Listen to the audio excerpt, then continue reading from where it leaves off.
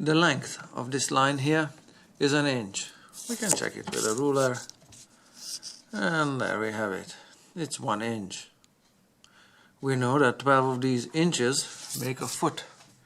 The length of this line here is exactly 1 foot, 12 inches. This is length. Now area is a unit of measure to measure the extent of space in 2 dimensions, in length and in width wise. This is a square inch. We know this is a square inch because its length is 1 inch and its width is 1 inch. And this is how square inch is written, with that little number 2 in the upper right hand corner. Now 12 inches made a foot, but 12 square inches will not make a square foot. When you have 12 square inches, that's how they look like, and they will not make a square foot in any configuration. A square foot would be a square that's 1 foot in length and 1 foot in width, and just 12 of these square inches don't add up to be a square foot.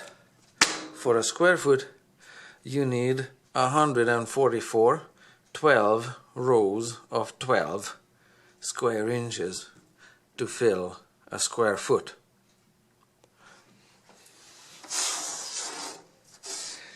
This is my yardstick here. We know that in a yard there are 3 feet. The edge length of this one is 1 foot, so there are 3 feet. 3 feet make a yard, but 3 square feet will not make a square yard. A square yard is a square that has a length of 1 yard and a width of 1 yard. And 3 feet do make a yard, but 3 square feet is not going to make a square yard. You need 9 square feet, 3 rows of 3, to make a square yard. Likewise, a mile is 1,760 yards. But 1,760 square yards are not going to fill a square mile. If this is a square mile, it's got 1,760 yards in its length and 1,760 yards in its width. You need 1,760 rows of 1,760 to fill a square mile.